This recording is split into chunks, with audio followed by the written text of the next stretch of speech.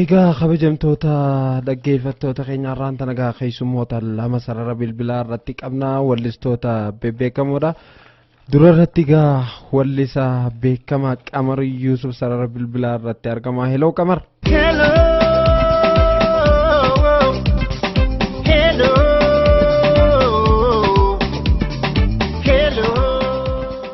Egaa Qamar gaafii fi deebii kana hojii godhuuf guddaa si galateeffannaa. Qamar Yusuf eessatti dhalate? Egaa Dadaritti dhalatte eessatti guddatte? Mee Qamar gaafii takkaan si gaafadha. Gaafa dura Saaliyaa Saamiitiin wal barte akkamitti si boojite?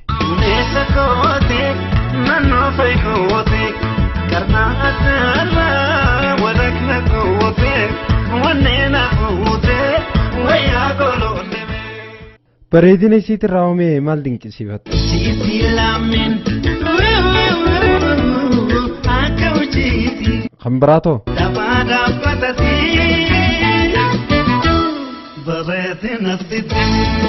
Gaafa jaalalti dura si qabde akkam si goote?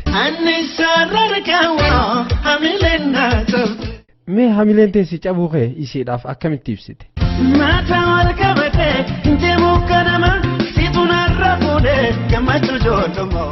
Haa gamee wajjin jireenya keessan kan duraanii akkamitti nuuf ibsitame?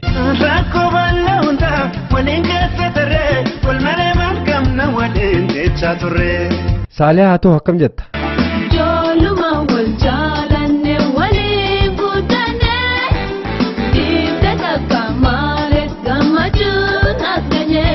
Duba san booda maaltu uumame? Mee Qamarati nuuf ibsi. Sanuunni hanqatee abjoodhatti haftee maqaan xiyya qalloo duwidhanatti galtee.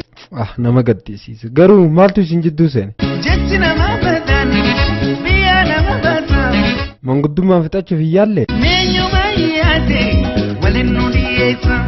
Meeqamtu nu yaade waliin nu dhiyeessa. Hundi hamtuu yaade. Mee yoon innan walitti isin araarse hoo? Tole egaa Qamar Yusuf bilbila irratti nuuf turi. Mee takka gara Saaliyaa Saamiitiin bilbilaa. Hello Saaliyaa. Hello. Saaliyaadha? Ana. Mee Saaliyaa Saamii abbaa mana keetii kan duraanii Qamar Yusufiin maaliif adda baatan?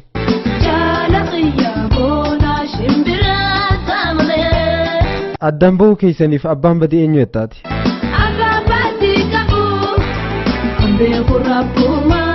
Garuu namoonni baay'een Saaliyaatu balleessee jaanii bara.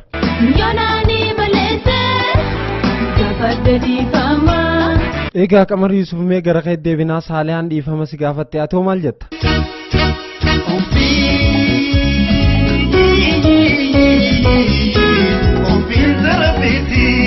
Saaliyaa mee araaramuu keessaniif maaltu si dhaga'ame?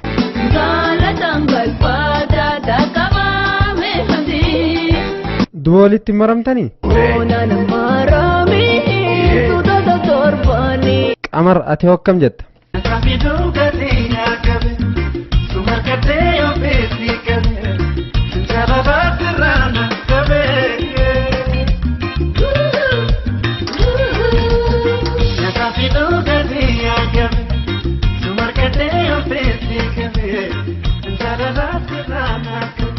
Egaa dhaggeeffattoota keenya gaafii fi deebisaan Qamar Yusufii fi Saaliyaa Saamiitii wajjin goone kana fakkaatti Muhyiddin Abdullaahitiin ture.